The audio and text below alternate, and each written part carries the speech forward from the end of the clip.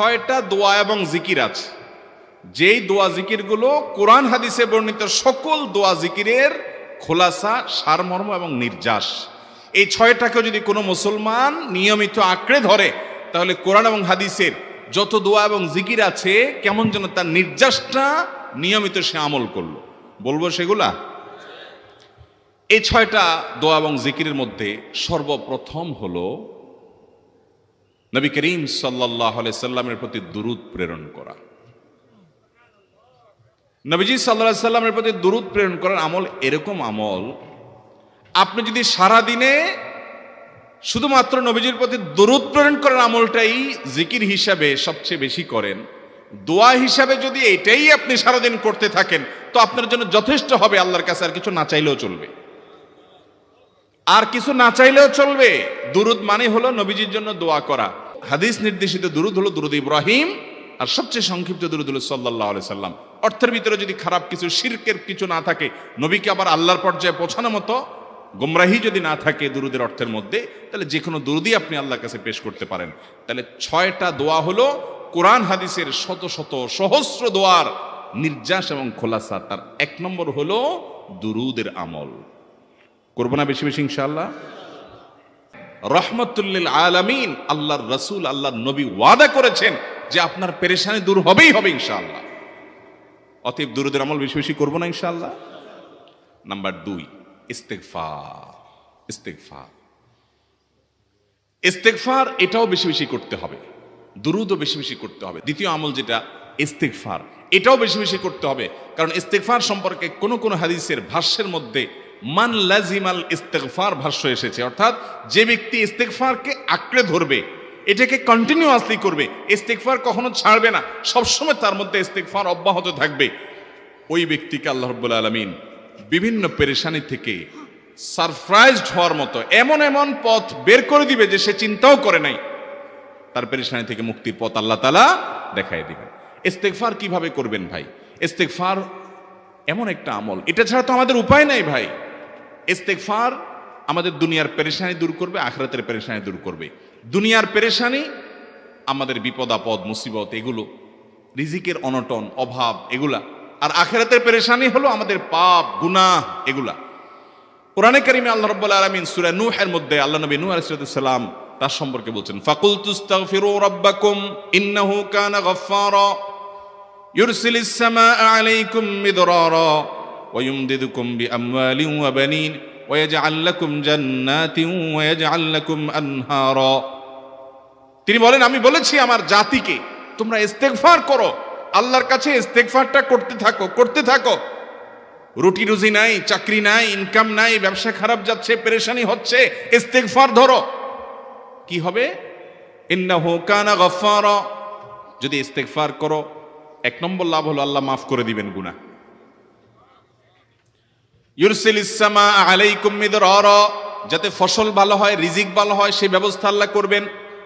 ওয়া ইউমদিদুকুম বিআমওয়ালিন ওয়া বানিন, ছেলে মেয়ে হয় না অথবা ভালো ছেলে মেয়ে নাই, আল্লাহ তাআলা নেক সন্তান দিয়ে তোমাকে শক্তিশালী করবেন, সম্পদ দিয়ে শক্তিশালী করবেন। ওয়া ইয়াজআল লাকুম জান্নাতিন ওয়া ইয়াজআল লাকুম আনহারা, আল্লাহ তাআলা প্রসবন দিবেন, ফসল দিবেন, বরকত দিবেন রুজিতে। কিসের মাধ্যমে? ইস্তেগফার। কিসের মাধ্যমে ভাই? ইস্তেগফার। ইস্তেগফারের ভিতরে সবচেয়ে শ্রেষ্ঠ ইস্তেগফার হলো সাইয়্যিদুল ইস্তেগফার। একটু সাইয়্যিদুল ইস্তেগফার পড়েন, লেখা দেখে দেখে পড়েন, ইউটিউব থেকে দেখে দেখে পড়েন, কিন্তু পড়েন। আল্লাহুম্মা আনতা রাব্বি লা ইলাহা ইল্লা আনত খালাকতানি ওয়া আনা আবদুকা ওয়া আনা আলা আহদিকা ওয়া ওয়া'দিকা মাসতাতা'তু আউযু বিকা মিন শাররি আবু'ু লাকা বিনি'মাতিকা আলাইয়া ওয়া আবু'ু লাকা বিযামবি ফাগফিরলি ফাইন্নাহু লা ইয়াগফিরুদ যুনুবা ইল্লা আনতা। এটা হলো বড় ইস্তেগফার। এত বড় ইস্তেগফার পড়তে পারেন না, কোনো পেরেশানি নাই, কোনো অসুবিধা নাই। সবচেয়ে ছোট ইস্তেগফার হলো আস্তাগফিরুল্লাহ, আস্তাগফিরুল্লাহ, আস্তাগফিরুল্লাহ। আল্লাহ আপনার কাছে ক্ষমা চাই, কত ভুল হয়ে যায়, কত অন্যায় হয়ে যায়। ভাইরা আমার, এটা হলো রিমুভার। ভুল করে কিছু লিখছেন, রিমুভ করে ফেলছেন, শেষ হয়ে গেছে। আপনি ঘন ঘন ইস্তেগফার পড়তে থাকেন, অগণিত ভুল হয়, অগণিত ত্রুটি হয়, বারবার ইস্তেগফার এগুলোকে সবগুলোকে শেষ করে দেয়। অতএব ভাইরা আমার, ইস্তেগফার বেশি বেশি করতে হবে। 6টা আমল, 6টা জিকির দোয়া হলো শত শত হাজার দোয়া এবং জিকিরের সান্নিধ্যাসের। দ্বিতীয়টা হলো ইস্তেগফার। চেষ্টা করবো না ইনশাআল্লাহ ইস্তেগফার করা, চলতে ফিরতে আস্তাগফিরুল্লাহ ওয়া আতুবু ইলাইহি, অথবা শুধু আস্তাগফিরুল্লাহ। আরেকটা ইস্তেগফার হাদিসে বর্ণিত, আস্তাগফিরুল্লাহ আল্লাযী লা ইলাহা ইল্লা হুয়াল হাইয়ুল কাইয়্যুম ওয়া আতুবু ইলাইহি ওয়া লা হাওলা ওয়া লা কুওয়াতা ইল্লা বিল্লাহ। এটাও ইস্তেগফার। তাহলে একটা বড় ইস্তেগফার, একটা মিডিয়াম, একটা ছোট, যার যেটা সুবিধা হয় এটা পড়েন। বড়টা হলো সাইয়্যিদুল ইস্তেগফার, সবচেয়ে শ্রেষ্ঠ ইস্তেগফার যেটা হাদিসে বর্ণিত হয়েছে। সাইয়্যিদুল ইস্তেগফার নবীজি সকাল সন্ধ্যা পাঠ করতেন, বিভিন্ন সময় পাঠ করতেন, রাতে পাঠ করার কথা বলতেন। সাইয়্যিদুল ইস্তেগফার পাঠ করলে আল্লাহ রাব্বুল আলামিন ওই দিনে ওই রাতে ওই ব্যক্তি মারা গেলে তার সব গুনাহ খাতা মাফ করে তাকে জান্নাত দিবেন ইনশাআল্লাহ। অতএব ভাইরা আমার, সাইয়্যিদুল ইস্তেগফার সবচেয়ে বড়, আস্তাগফিরুল্লাহ আল্লাযী লা ইলাহা ইল্লা হুয়াল হাইয়ুল কাইয়্যুম ওয়া আতুবু ইলাইহি ওয়া লা হাওলা ওয়া লা কুওয়াতা ইল্লা বিল্লাহ। এটা হলো মাঝারি ধরনের। আর সবচেয়ে ছোট ইস্তেগফার হলো আস্তাগফিরুল্লাহ ওয়া আতুবু ইলাইহি। তাহলে 6 আমলের কয়টা গেল? 2টা। প্রথমটা হলো দুরুদ আর দ্বিতীয়টা হলো ইস্তেগফার। নাম্বার 3, এটা আমাদের বেশিরভাগ মানুষ জীবনে হয়তো শুনেনও নাই, অনেকে হয়তো শুনছেন, আমল করা হয় না। খুব সীমিত সংখ্যক আল্লাহর বান্দার আমলের তৌফিক হয়। সেটা হলো ইয়া যাল জালালি ওয়াল ইকরাম। এটা একটা জিকির, আল্লাহ তাআলাকে ডাকা, আহ্বান করা, এটাই জিকির। ইয়া যাল জালালি ওয়াল ইকরাম। নবী করিম সাল্লাল্লাহু আলাইহি সাল্লাম বলেছেন, আলিজু বিয়া যাল জালালি ওয়াল ইকরাম। তোমরা ইয়া যাল জালালি ওয়াল ইকরাম এটাকে আঁকড়ে ধরো, এটাকে নিয়মিত করো, বেশি বেশি করে বলতে থাকো এটাকে সব সময় এটাকে মুদাওয়ামাতের সাথে কন্টিনিউয়াসলি এটা বলতে থাকো, ইয়া যাল জালালি ওয়াল ইকরাম। অনেক উলামায়ে কেরাম, মুহাদ্দিসিনে কেরাম ইয়া যাল জালালি ওয়াল ইকরাম কেন নবীজি এত বেশি বলতে বলেছেন, এটার মাধ্যমে আমাদের লাভটা কি, এর ব্যাখ্যা করতে গিয়ে বলেছেন, ইয়া যাল জালাল মানে হলো হে মহান মহান বড়ত্বের অধিকারী, হে জালালের অধিকারী, হে জালাল। ওয়াল ইকরাম, হে দানশীল। তাহলে প্রথম বাক্যে আল্লাহর বড়ত্বের কথা স্বীকৃতি দিয়ে প্রশংসা করা হয়, আর দ্বিতীয় বাক্যে হে দানশীল বলে আল্লাহ তাআলার কাছ থেকে চাওয়া হয় যে আপনি যেহেতু দানশীল এবং আপনি যদি মহান, অতএব আপনি আমাকে দান করেন। এটা ডাকলেই, আল্লাহকে এই বলে ডাকলেই চাওয়া হয়ে যায়। এই জন্য বেশি বেশি করে ইয়া যাল জালালি ওয়াল ইকরাম পড়তে হবে। অনেকে হয়তো নতুন শুনেছেন, আজকে থেকে শুরু করে দিবেন ইয়া যাল জালালি, সকাল বিকাল। মনে থাকে না তো লিখে লিখে ওয়ালে টাঙ্গায় দেন, বাসা বাড়িতে এমন জায়গায় লিখে রাখেন তাকাইলে নজরে পড়ে। কারণ মোবাইলে আমাদেরকে সবকিছু ভুলাই দেয়, দুনিয়ার ব্যস্ততা সব ভুলাই দেয়। এই জন্য বেশি বেশি ইয়া যাল জালালি ওয়াল ইকরাম পড়বো। 3টা হয়ে গেল। নাম্বার 4 নম্বর যে দোয়া এবং জিকির করতে নবী করিম সাল্লাল্লাহু আলাইহি সাল্লাম সব সময় আমাদেরকে উৎসাহ দিয়েছেন, অনুপ্রেরণা দিয়েছেন। এবং ইবনে সাদি রাহিমাহুল্লাহ তিনি 6টা নির্যাস দোয়া এবং জিকির যে বলেছেন তার 4 নম্বর হলো লা হাওলা ওয়ালা কুওয়াতা ইল্লা বিল্লাহ। লা হাওলা ওয়ালা কুওয়াতা ইল্লা বিল্লাহ। লা হাওলা ওয়ালা কুওয়াতা ইল্লা বিল্লাহ, এটা হলো সারেন্ডার করা, আল্লাহর কাছে সারেন্ডার করা, আত্মসমর্পণ করা। মানে আল্লাহ ছাড়া কোনো ভালো কাজ করার ক্ষমতা কারণ নাই, করার তৌফিক দেওয়ার ক্ষমতা কারণ নাই, আর পাপ থেকে বাঁচানোর ক্ষমতা কারণ নাই। এই জন্য আমি কেমন যেন আল্লাহর কাছে সারেন্ডার করছেন, লা হাওলা ওয়ালা কুওয়াতা ইল্লা বিল্লাহ। কোন অবস্থা, কোন সামর্থ্য, এগুলো কারোর কাছে নাই, শুধুমাত্র কার কাছে আছে? আল্লাহর কাছে আছে। এই অর্থ বুঝে আপনি লা হাওলা ওয়ালা কুওয়াতা ইল্লা বিল্লাহ বেশি বেশি পাঠ করবেন। নবী করিম সাল্লাল্লাহু আলাইহি সাল্লাম বলেছেন, তোমাদেরকে কি আমি জান্নাতের একটা ভান্ডারের খবর দিব, যেটা জান্নাতের ভান্ডার, সওয়াব টওয়াব না, সাধারণ অল্প স্বল্প সওয়াব না, পুরো জান্নাতের ভান্ডারের সন্ধান দিয়ে দিব। সাহাবা ইকরাম তো চাইতেনই সেটা। নবীজি সাল্লাল্লাহু আলাইহি সাল্লাম তখন বলেছেন যে লা হাওলা ওয়ালা কুওয়াতা ইল্লা বিল্লাহ, এটা হলো কানজুম মিন কুনুজিল জান্নাহ, জান্নাতের ভান্ডার সমূহের মধ্যে থেকে একটা বড় ভান্ডার হলো লা হাওলা ওয়ালা কুওয়াতা ইল্লা বিল্লাহ। অতএব এই আমলটাও বেশি বেশি করবেন। 4 নম্বর আমল হয়ে গেল।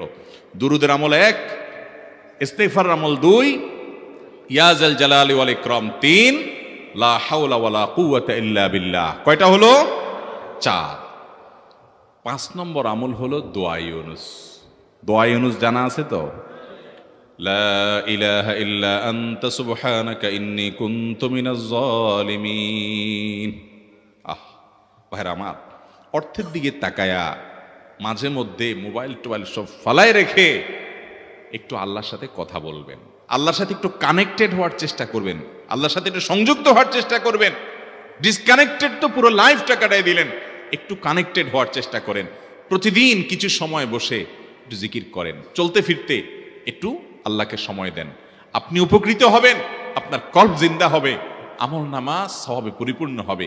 লা ইলাহা ইল্লা আনতা সুবহানাক ইন্নী কুনতু মিনাজ জালিমিন অর্থের দিকে তাকান, কত মর্মস্পর্শী। লা ইলাহা ইল্লা আনতা, আল্লাহ আপনি ছাড়া কোনো সত্যিকারের মাহবুদ নাই, উপাস্য নাই। সুবহানাক, আপনি পবিত্র, আমি আপনার পবিত্রতা জ্ঞাপন করছি। ইন্নী কুনতু মিনাজ জালিমিন, তবে আমি সেসব মানুষদের অন্তর্ভুক্ত যারা নিজের প্রতি নিজে জুলুম করেছে, অবিচার করেছে, অন্যায় করে আমার নিজের পায়ে নিজে কুড়াল মেরেছি বহু। অতএব আপনি আমাদের প্রতি রহম। ভাইরা আমার, তাহলে যে কোনো সমস্যা ফিল করি অথবা স্বাভাবিক অবস্থাতে দোয়া ইউনুস পাঠ করব।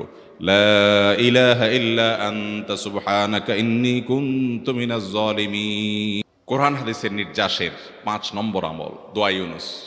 নবীজি সাল্লাল্লাহু আলাইহি সাল্লাম বলেছেন, আমার ভাই ইউনুস আলাইহিস সালাম তিনি আল্লাহর কাছে এটা পড়ে যেরকম বিপদ থেকে রক্ষা পেয়ে গেছেন, তোমরা আমার ভাই ইউনুস আলাইহিস সালামের দোয়াটা বেশি বেশি পড়বা, ওইটাকে তোমরা আঁকড়ে ধরবা, তোমাদেরকে আল্লাহ তাআলা উদ্ধার করবেন।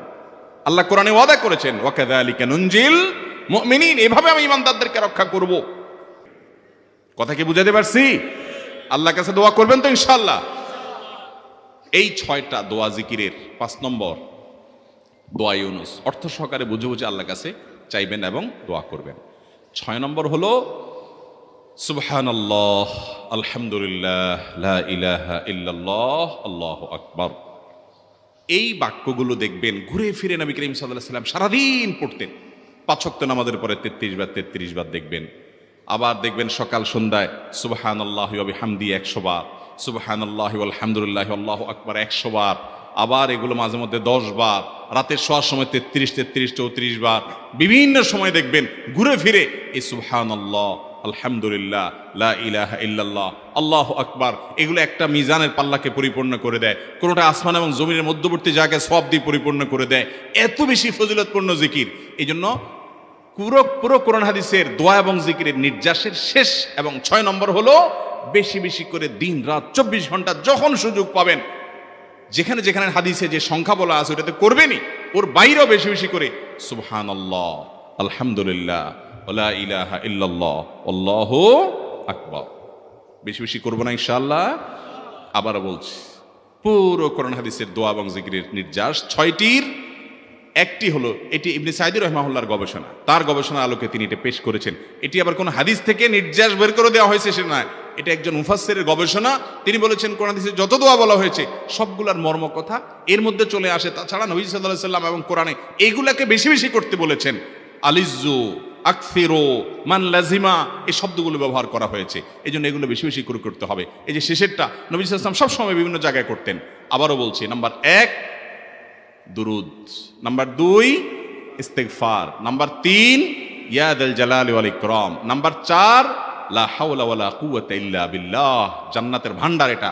নাম্বার 5 লা ইলাহা ইল্লা আনতা সুবহানাকা ইন্নী কুনতু মিনাজ জালিমিন, বিপদ না আসলেও স্বাভাবিক অবস্থায় পড়বেন।